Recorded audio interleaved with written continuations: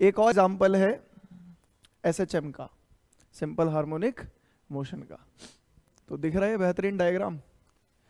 क्या करेंगे, लग रहा होगा अंदाजा थोड़ा सा कि एक सिलेंडर डाल के हमने पानी में छोड़ दिया। इस सिलेंडर की डेंसिटी डी है और वाटर की डेंसिटी रो है। वाटर मतलब जो भी फ्लूइड है जिसमें आप डाल रहे हो। ये सिलेंडर की इक्विलिब्रियम स्टेट है। इक्विलिब्रियम स्टेट का मतलब समझ गए? अगर आप इसे छोड़ दोगे ऐसे ही रहेगा। अभी ये ना ये नीचे जाएगा ना ये ऊपर जाएगा। मतलब क्या है कि इसका जो टोटल वेट है नीचे लगने वाला, अभी इस पे लगने वाले बायंट फोर्स के बराबर है। तभी तो आएगा ना इक्विलिब्रियम में। बायंट फोर्स कितना लगता है ऊपर की तरफ? तो बायंट फोर्स लगता है कि बॉडी जितना फ्लूइड डिस्प्लेस कर रही है उसके वेट के बराबर, राइट है ना? तो ये बॉडी कितना फ्लूइड डिस्प्लेस कर रही होगी। तो अभी सिलेंडर का इतना वॉल्यूम पानी के अंदर है, इतना वॉल्यूम, हाँ है ना? तो ये जो इतना सिलेंडर है वो जितना पानी को हटाए, कितने पानी को हटाएगा? इतनी ही पानी को हटाएगा, राइट है? तो इतने वॉल्यूम में आने वाले पानी को इसने डिस्प्लेस कर दिया अपनी पोजीशन से। तो वो जो डिस्प्लेस्ड वाटर है उसके वेट जितना फोर्स ऊपर की तरफ लग रहा है, मतलब इस टाइम पे डिस्प्लेस्ड वाटर का वेट और बॉडी का वेट बराबर है और बॉडी इक्विलिब्रियम में है। मतलब ये पार्शियली अंदर है और इसका कुछ हिस्सा बाहर है। सही बात है? क्या होगा अगर आप ऊपर से पुश करके ऊपर से एक्सटर्नल फोर्स लगा के इसे और अंदर की तरफ दबा दो? तो इसके लिए तो एफर्ट किया आपने, सही बात है, आपने वर्क किया, वो वर्क फिर से इसमें पोटेंशियल एनर्जी की फॉर्म में स्टोर हो जाएगा, राइट है? और दबाने से होगा क्या? क्या होगा? अब इसका ज्यादा वॉल्यूम पानी के अंदर आएगा, तो अब ये पहले के रिस्पेक्ट में ज्यादा पानी हटाएगा। सही बात नहीं है? अगर आप यहां से देखो तो इतना वॉल्यूम और एक्स्ट्रा आ गया, राइट है? तो इतना पानी और हट गया अपनी जगह से। जब इतना पानी और हट गया तो जो ओवरऑल डिस्प्लेस्ड वाटर है उसका वेट बढ़ गया। सही बात नहीं है? मतलब इस बॉडी पे लगने वाला बाइंड फोर्स बढ़ गया, लेकिन क्या इस बॉडी का वेट बढ़ा? तो नहीं। बाइंड फोर्स किधर लगता है? वेट उतना ही है, बाइंड फोर्स बढ़ गया। अब जैसे ही बॉडी पे से अपना एक्सटर्नल फोर्स हटाओगे वैसे बॉडी ऊपर की तरफ भागेगी, पर अब वही वाली बात है, इक्विलिब्रियम पे रुक नहीं पाएगी क्योंकि कुछ काइनेटिक एनर्जी गेन कर लेगी, तो थोड़ा सा बाहर कूद जाएगी। सही बात है? जब बाहर कूद जाएगी तो बॉडी का वेट ज्यादा हो जाएगा। वेट मतलब वेट के रिस्पेक्ट में बाइंड फोर्स कम हो जाएगा। सही बात नहीं है? तो नीचे लगने वाला फोर्स बढ़ गया तो बॉडी वापस नीचे की तरफ भागेगी और इसमें शुरू हो जाएगा क्या? लाउड बोल लो। एसएचएम। सिंपल। बात अलग है कि वो धीरे धीरे रुक भी जाएगा क्योंकि इसमें drag force, viscous drag force वगैरह भी काउंट होंगे। इसके मोशन को लगातार रेजिस्ट भी किया जाएगा, पर अभी के लिए हम इन बातों को कंसीडर नहीं कर रहे। हम मान लेते हैं इसमें एसएचएम आ गया, सिंपल हार्मोनिक मोशन आ गया। अब आ गया तो क्या करेंगे? आ गया तो फाइंड करेंगे इसका टाइम पीरियड और फ्रीक्वेंसी। यही तो कर रहे हैं अभी तक। सही बात है ना? और मैंने आपको क्या कहा है कि टाइम पीरियड निकालना है तो क्या करो? मैंने कहा है कि जब टाइम पीरियड निकालना हो तो बॉडी का रीस्टोरिंग फोर्स जो उसको वापस लेकर जा रहा है उसकी मीन पोजीशन पे, वो निकाल लो। सही बात है? उस फोर्स में से एक्सेलरेशन को अलग कर लो। एक्सेलरेशन की जगह माइनस ओमेगा स्क्वायर एक्स रख दो, वहां से ओमेगा को अलग कर लो। ओमेगा की जगह 2/टी रख दो, टी को अलग कर लो। यही तो अप्रोच होती है भाई। हर डेरिवेशन आप उठा के देख लो जहां पर एसएचएम का टाइम पीरियड निकालना हो, क्या करते हैं हम? रिस्टोरिंग फोर्स निकालते हैं, उसकी जगह एम ए रखते हैं, ए अलग करते हैं, ए की जगह माइनस ओमेगा स्क्वायर एक्स रखते हैं, ओमेगा अलग करते हैं, ओमेगा की जगह 2/टी रखते हैं, टी अलग कर लेते हैं। और टाइम पीरियड निकलने के बाद फ्रीक्वेंसी रेसिप्रोकल। इजी है? तो हमें क्या निकालना है? हमें निकालना है कि जब ये डिस्टर्ब्ड पोजीशन पर आ गई तो वो कौन सा फोर्स है या फिर वो कितना फोर्स है जो इसको ऊपर की तरफ धकेल रहा है। सही बात है? बहुत ही बढ़िया। ओके, तो टारगेट क्या है? टारगेट है वो फोर्स निकालना जो फोर्स इसको ऊपर की तरफ लेकर जा रहा है। सही बात है ना? तो ऊपर की तरफ कौन सा ऊपर की तरफ कौन सा फोर्स लेकर जाएगा वो निकालते हैं। स्टार्टिंग में जब बॉडी इक्विलिब्रियम में थी तो इसका बायंट फोर्स बॉडी के वेट के बराबर था। इतनी बात सही है, बहुत बढ़िया। तो पहले वही कर लेते हैं, एट इक्विलिब्रियम। इक्विलिब्रियम में बॉडी का वेट बायंट फोर्स के इक्वल है, राइट है ना? ज्यादा बात सही हो रही है मित्र।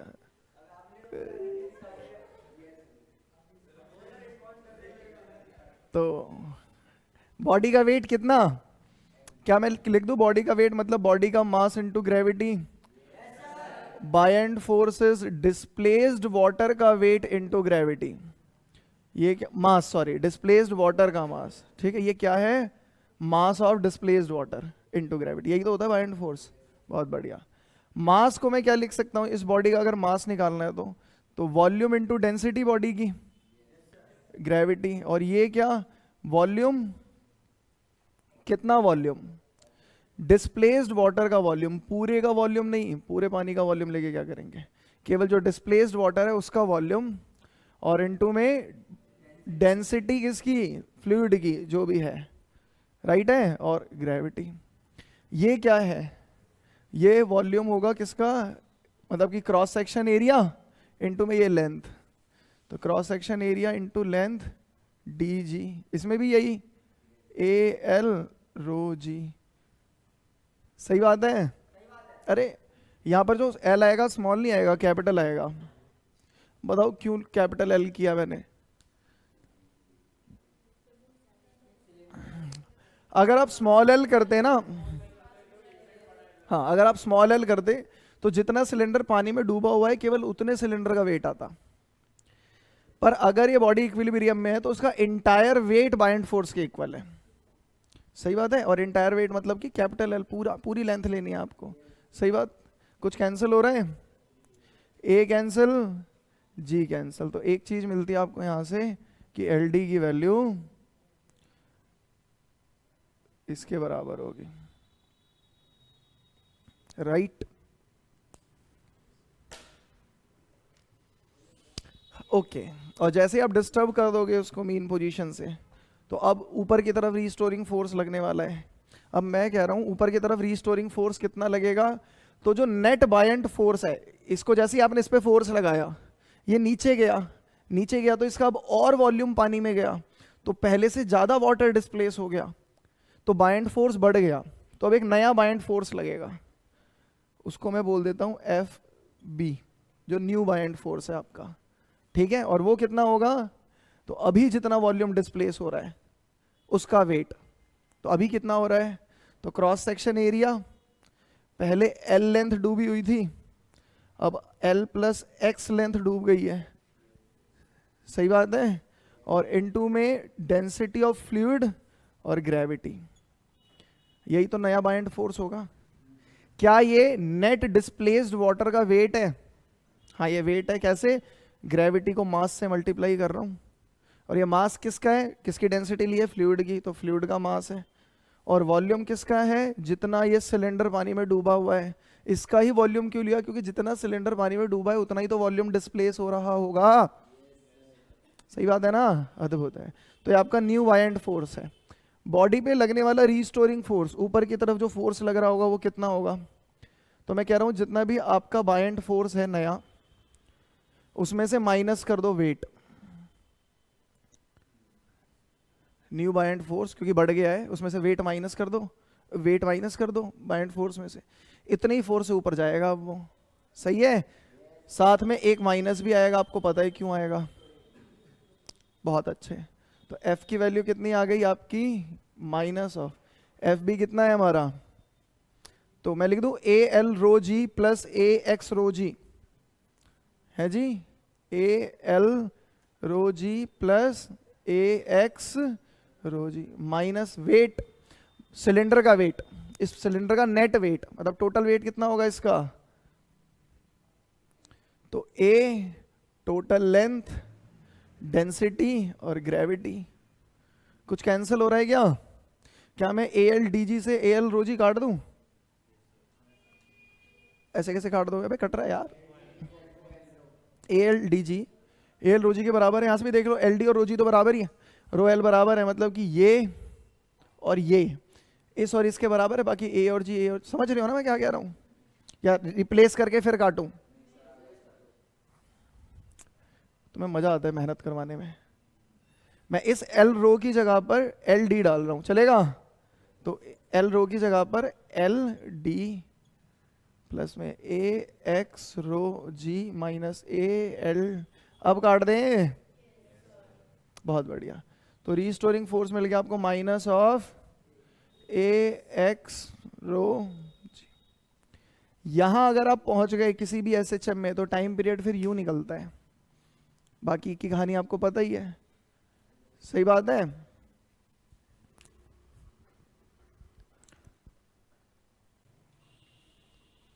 रीस्टोरिंग फोर्स निकलने के बाद क्या ही बचता है? मैंने कहा एफ को लिख दो एम ए निकाल लो, राइट है ना, माइनस ए एक्स रो जी, ए की वैल्यू क्या आ गई माइनस ए X rho G upon M, M मतलब मास ऑफ सिलेंडर, सिलेंडर के मास को मैं क्या लिख दूं कि ए एल और डी, अरे सिलेंडर का वॉल्यूम इनटू में सिलेंडर की डेंसिटी, सही बात है ना, तो कुछ कैंसिल भी हो जाएगा, ए हट गया, मतलब क्रॉस सेक्शन एरिया से कोई मतलब नहीं है आपको। तो ए की जगह अब क्या है, ए की जगह पुट कर दो minus omega square X, right, तो minus omega square X is equals to minus of X rho G upon में एल डी, इससे ये इससे ओमेगा की वैल्यू मिल गई अंडर रूट ऑफ अपॉन में एल डी, ओमेगा की जगह रख दो 2 पाई बाई टी और मिल गया टाइम पीरियड, सही बात है, 2 pi upon T under root rho G L D, तो टी कितना मिल गया 2 pi under root L D by rho G, right, frequency भी निकालोगे 1/2 पाई अंडर रूट, कंप्लीट हो गया, इजी सा तो था ही। ऑसिलेशन का एक और example, oscillation of liquid in, दिख रही है यू ट्यूब, यू शेप की ट्यूब, ठीक है, पर इसमें लिक्विड तो है ही नहीं, आओ इसमें लिक्विड डालें। तो अच्छा मैं इसमें लिक्विड डालूंगा तो क्या लगता है दोनों तरफ का लेवल अपने आप बराबर हो जाएगा, या फिर एक तरफ का ज़्यादा होगा एक तरफ का कम, ऐसा कुछ अपने आप बराबर हो जाएगा? डिपेंड करता है किस बात पे, कौन से प्रेशर पे? हाँ वो तो दोनों तरफ सेम ही लग रहा है, एटमॉस्फेरिक प्रेशर इस तरफ अलग इस तरफ अलग थोड़ी लग सकता है, दोनों तरफ बराबर है। हाँ पर इस प्रेशर चेंज करके काम तो किया जा सकता है, मैं समझ रहा हूँ बच्चे क्या कहना चाहती है, कि इधर से अगर आप मुंह लगा के फूकें तो फिर तो उधर से फुहारा बन जाएगा, है ना, समझ गया मैं, समझ गया।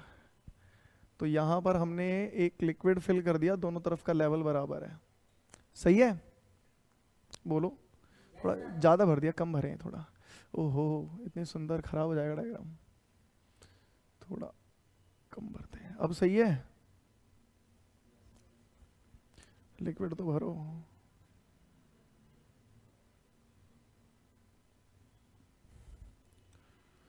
बड़ा मुश्किल काम है, हो गया, बड़ा ही सुंदर। ऑसिलेशन कहाँ से आया इसमें, मगर नहीं आया। अब करते हैं ऐसा कुछ कि ऑसिलेशन आ जाए, इस तरफ से वही प्रेशर अप्लाई करेंगे, कैसे भी कर लो, ठीक है, ये लिक्विड नीचे भागेगा तो क्या ये ऊपर भागेगा? अगर इस पूरे का क्रॉस सेक्शन एरिया यूनिफॉर्म है, जो कि है पर डायग्राम में दिख नहीं रहा, तो मान ले कि है, तो क्या ये जितना नीचे जाएगा ये उतना ही ऊपर जाएगा? सेम लेंथ, क्योंकि मान हम कंप्रेसिबिलिटी सबसे कम लिक्विड्स में ही होती है, कंप्रेस तो होंगे नहीं है, तो जितना वॉल्यूम है नीचे की तरफ भागेगा उतना ही वॉल्यूम ऊपर की तरफ भागेगा।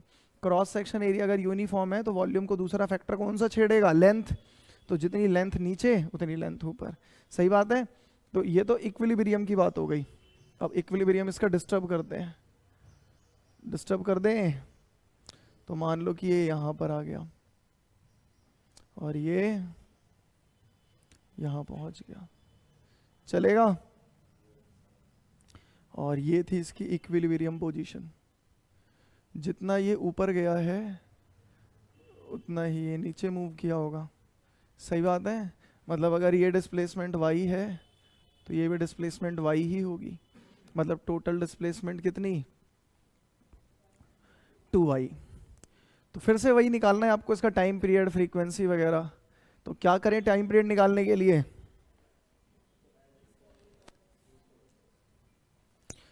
रीस्टोरिंग फोर्स निकाल लें जो इसको इसकी मीन पोजीशन पे वापस खींच रहा होगा।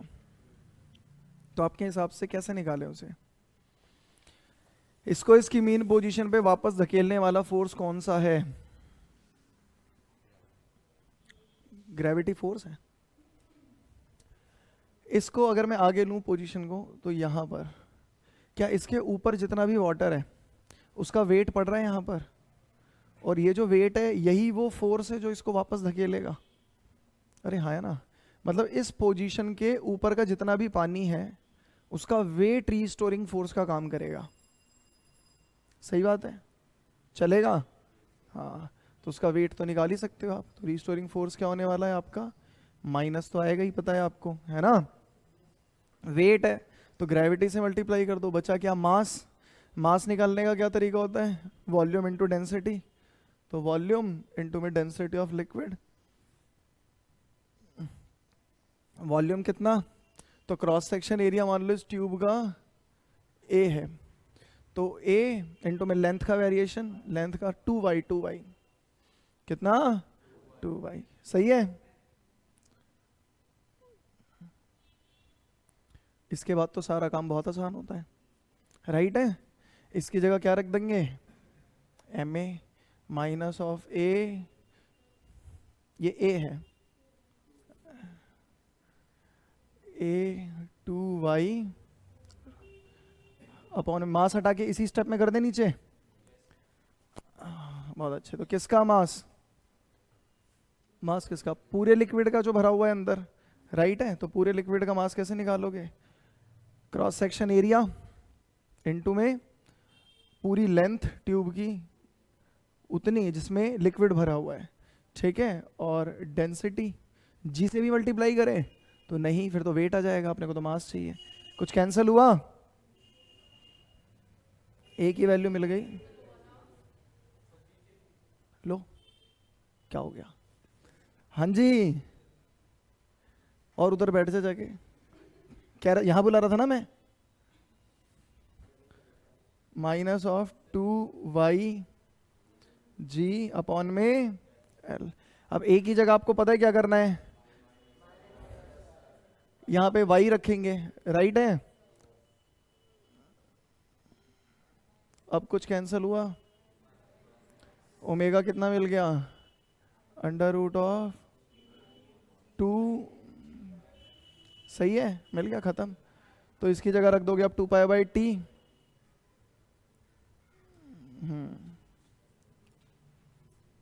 टाइम पीरियड कितना आ गया, 2π अंडर रूट, सही है। और फ्रीक्वेंसी क्या आ जाएगी,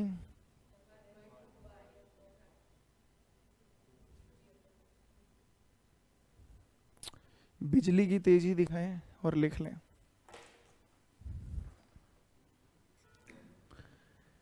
तो बस एक छोटा सा थ्योरेटिकल टॉपिक रहता है और उसके बाद ये चैप्टर पे लग जाएगा पूर्ण विराम, ठीक है।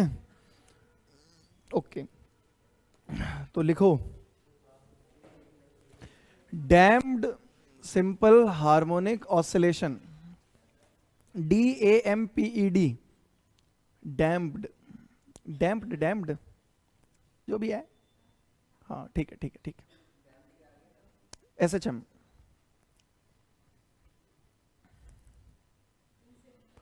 देखो डैम्प्ड का मतलब जहां पर डिसिपेशन आ जाए, जहां अपोजिशन आ जाए, जहां एनर्जी का लॉस हो। तो सवाल है ये कहाँ होता है, तो जवाब है ये हर जगह होता है, बल्कि सस्टेन्ड ऑसिलेशन नहीं होते। जैसे आप अगर एक पेंडुलम को डिस्टर्ब करोगे तो धीरे धीरे रुक जाएगा ना वो, तो एनर्जी उसकी खत्म हो रही है। हर ऑसिलेशन में जो उसका एम्पलीट्यूड है, एम्पलीट्यूड मतलब मैक्सिमम डिस्प्लेसमेंट है, वो पिछले से कम होती चली जाती है। सही बात है। और सिंपल पेंडुलम का एग्जांपल पढ़ा हमने, स्प्रिंग मास सिस्टम पढ़ा, उसका भी वो भी धीरे धीरे रिड्यूस होता चला जाएगा। अभी आपने आज ये पढ़ा फ्लोटिंग सिलेंडर, उसमें भी तो जो विस्कस फोर्स है, विस्कस ड्रैग फोर्स है, वो लगातार उसकी एनर्जी खाएंगे, राइट है। और ये यूट्यूब है, इसके अंदर भी जो एडहेसिव फोर्स होंगे लिक्विड और ट्यूब के बीच में लग रहे होंगे, बाकी लिक्विड की खुद की भी लेयर्स मोशन को अपोज करेंगी और वो धीरे धीरे रुक जाएगा, राइट है। तो एक डैम्पिंग फैक्टर एक्ट करता है जो सारे डिसिपेशन से निकलता है। तो धीरे धीरे ऑसिलेशन रुकता जाता है, एम्पलीट्यूड कम होता चला जाता है, राइट है ना। मतलब ग्राफ कैसा बनेगा अगर मैं बनाऊं डिस्प्लेसमेंट और टाइम एक्सेस का डैम्प्ड ऑसिलेशन के लिए, ये डिस्प्लेसमेंट एक्सेस है, ये टाइम एक्सेस है, तो ऐसे बना लेना।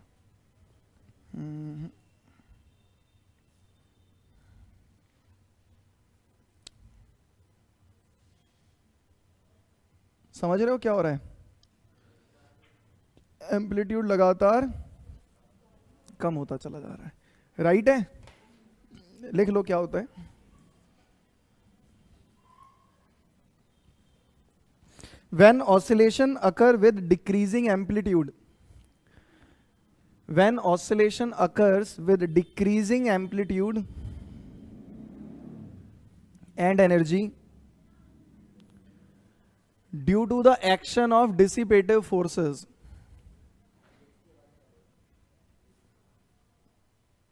with decreasing amplitude and energy due to the action of dissipative forces, the oscillations are called damped oscillation. The oscillations are called damped oscillation. Next लिखो, डायग्राम नहीं है वो।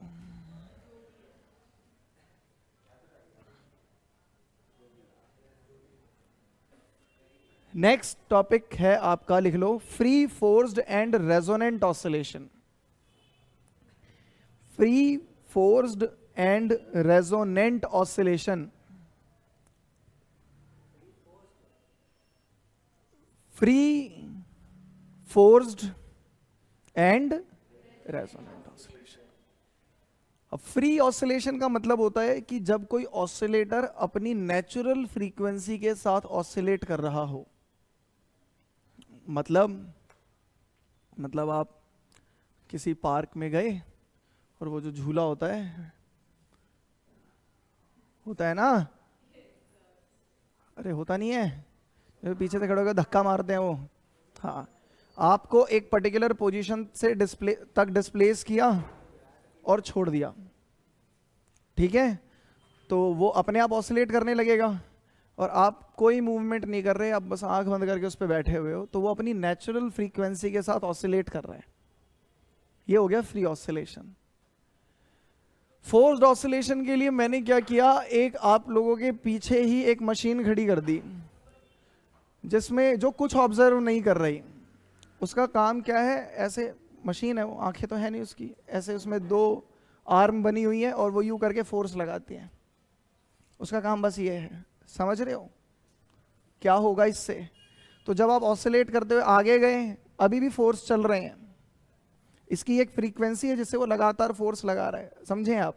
और ये झूला जैसे ही वापस आएगा, धैड़, समझ गए, इससे सिस्टम की नेचुरल फ्रीक्वेंसी डिस्टर्ब हो जाएगी और अब जो फ्रीक्वेंसी मिलेगी वो होगी फोर्स्ड फ्रीक्वेंसी, राइट है।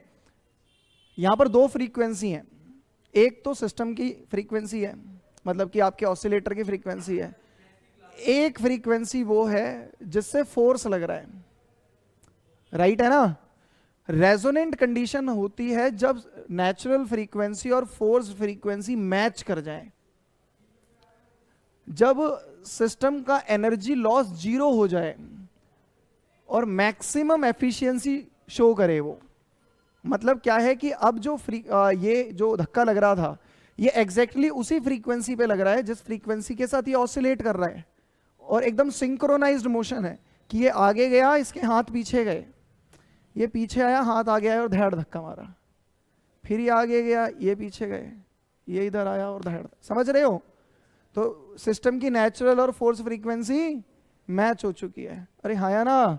और ये आ गई है रेजोनेंट कंडीशन, मैक्सिमम आउटपुट आएगा। पहले तो एनर्जी वेस्ट भी हो रही थी, क्योंकि जब झूला आ गया था तब भी वो ऐसे फोर्स लगाया जा रहा था पता नहीं किस पे। यहां पर नेचुरल फ्रीक्वेंसी और फोर्स फ्रीक्वेंसी मैच नहीं कर रही थी। सही बात है, समझ में आया थोड़ा थोड़ा? अब इसके एग्जाम्पल और इसके नोट्स बाद में बना लेंगे, जाओ मैथ्स की क्लास लो। Good evening.